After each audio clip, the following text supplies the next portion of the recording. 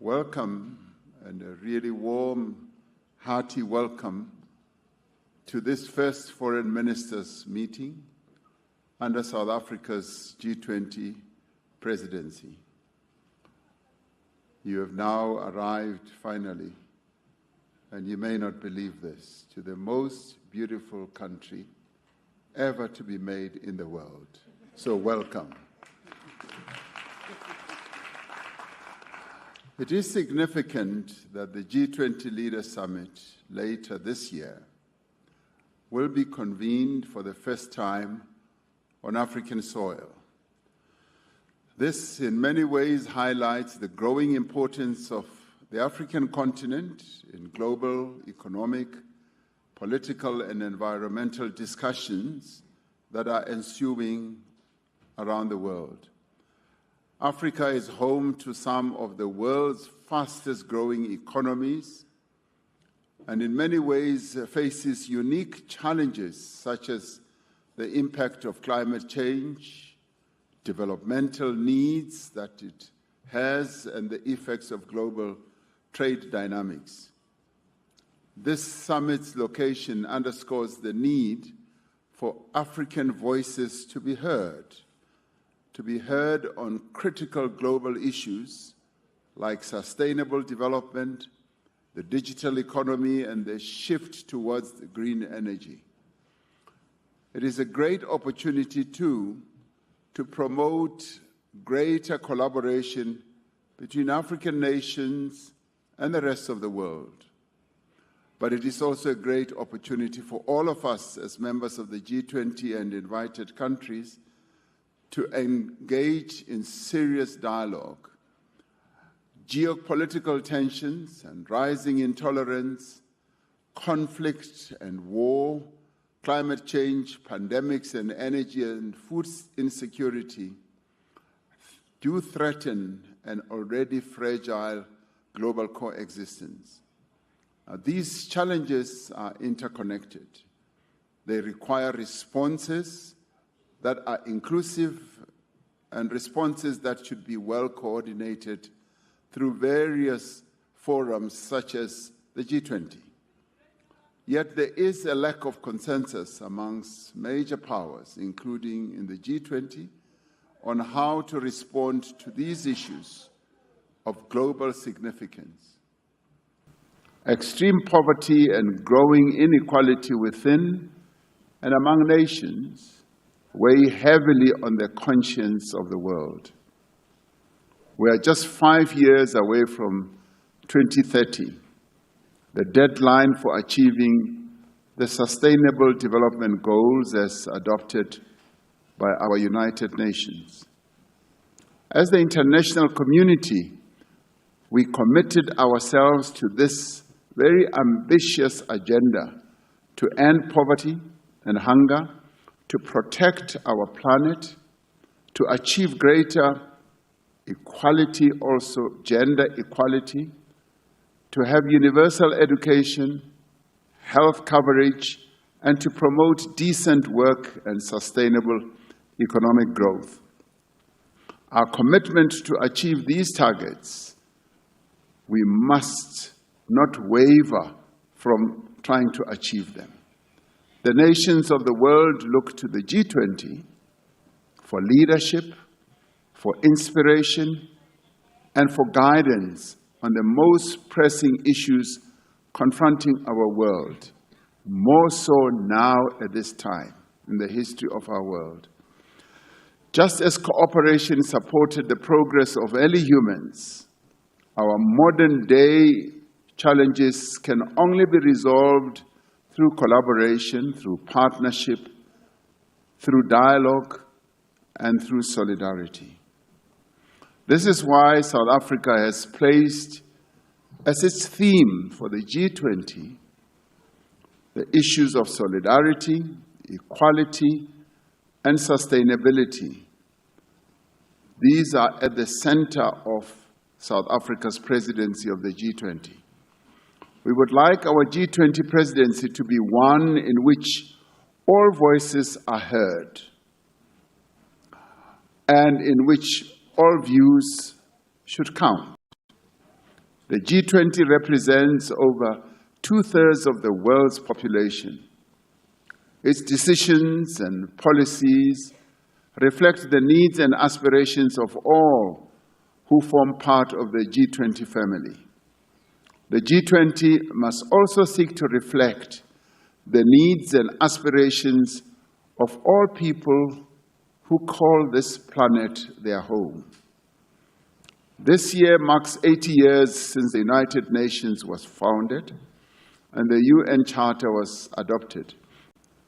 The United Nations was established to reaffirm fundamental human rights, to promote social progress, and to save successive generations from the scourge of war.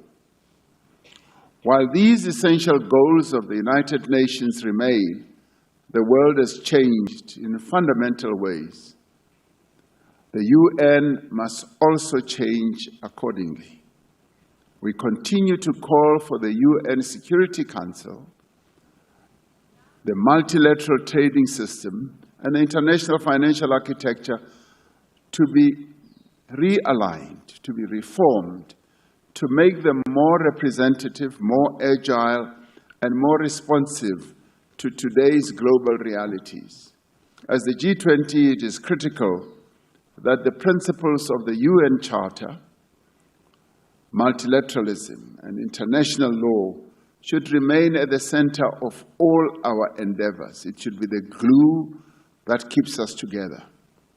The conflicts between Russia and Ukraine, conflicts that's raging in the eastern part of the Democratic Republic of the Congo, in the Sudan, in the Sahel, and in Gaza, continue to exact heavy human toll and heighten global insecurity. South Africa welcomes the ceasefire agreement reached between Israel and Hamas as a crucial first step towards ending the severe humanitarian crisis faced by the Palestinian people in Gaza.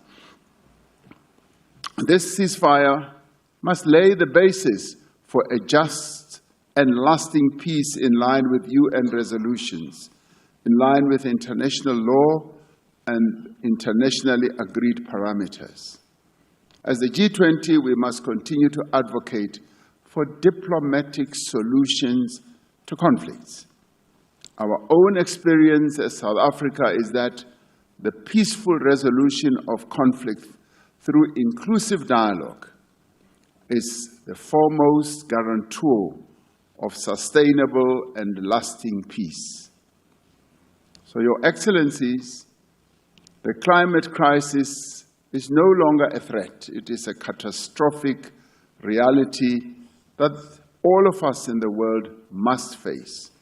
Last year, global average temperature exceeded 1.5 degrees Celsius above pre-industrial levels or industrialization levels for the first time. The impact of climate change places a disproportionate and unjust burden on the poorest as well as the most vulnerable. As the G20, we must seize this opportunity of crisis to innovate and drive sustainable solutions. We must remain true to the original G20 mandate of promoting strong, sustainable, as well as balanced and inclusive growth. In line with this mandate, South Africa has identified 4 priorities for its G20 presidency. These are issues we would like all of us to engage with. Firstly, we should take action to strengthen disaster resilience as well as response.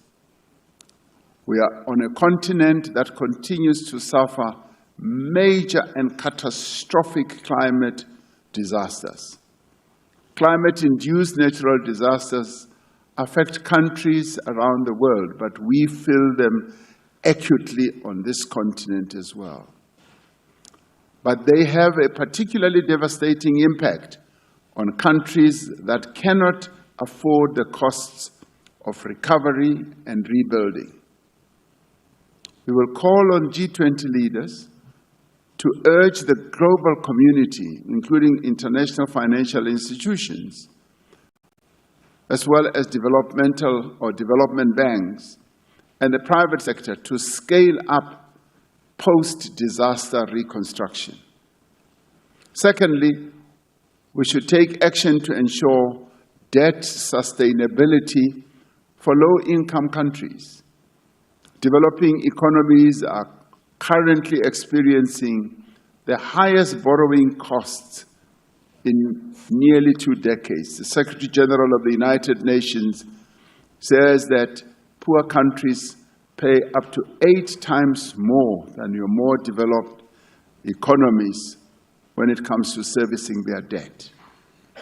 Debt payments are essentially crowding out vital domestic expenditure and diverting critical resources away from those countries' development. More than 3.3 billion people live in countries where interest payments of debt exceed the payments or expenditure that is made for education and health as well. The G20 needs to renew its efforts to advance debt sustainability with a particular emphasis, yes, I would say on African countries, but more broadly on countries in the global south who continue to face those challenges. Thirdly, we believe that it is important to mobilize finance for a just energy transition. Although climate change affects developed countries as well as developing economies alike, the impact is uneven. Every nation has a responsibility to contribute to global climate effort in line with the principle of common but differentiated responsibilities and respective capabilities. Those most responsible for climate change do have a duty and a responsibility to support those least responsible. G20 leaders should secure agreement on increasing the quality and quantity of climate finance flows to developing economy countries. Now, this is not new. The world has been dealing with these matters in various forums, and we do believe that the G20 forum is a very credible forum to take these discussions forward. And this includes strengthening multilateral development banks, enhancing and streamlining support for country platforms such as the Just Energy Transition Partnership, which a country like South Africa entered into with its partners, as well as other countries who have followed suit, and also with a view of leveraging private capital more effectively as we address this just energy journey. Fourthly, we will seek to harness critical minerals for inclusive growth and sustainable development. We will champion an inclusive G20 framework on green industrialization and investment to promote value addition and beneficiation of critical minerals. And this we will do with a view of ensuring that the benefits flow mutually to all. And we're not talking about a one-dimensional benefit only. All should benefit. In other words, both the South and the North should be able to benefit. South Africa will seek to take forward the recommendations of the 2024 report of the United Nations Secretary General's panel on critical energy transition minerals. Now, long before our freedom was won, South Africa's founding father, Nelson Mandela, spoke of a society in which all persons live together in harmony and with equal opportunities. This universal aspiration is reflected in the UN Charter. As a premier forum for international economic cooperation, the G20 needs to play a leading role in the global agenda for people, planet, and prosperity. As we strive towards a common purpose, I think it is important that we should remember that cooperation is our greatest strength. Let us seek to find common ground through constructive engagement. Through the G20, we should be able to set the coordinates of a new course for human progress, one that is founded on solidarity, equality, as well as sustainability. In the end, we will find that through solidarity, we've been able to make progress as humanity. Through fostering equality, we've been able to be real humans. And through engendering sustainability, we have a better future as humans on this planet ahead of us. This task is now in our hands as the G20 family, and I do believe the various meetings we are going to hold throughout the year, this one being one of the key ones, will lead us in the direction that we all seek to move in. So I thank you, and once again, I welcome you dearly to South Africa. Thank you very much.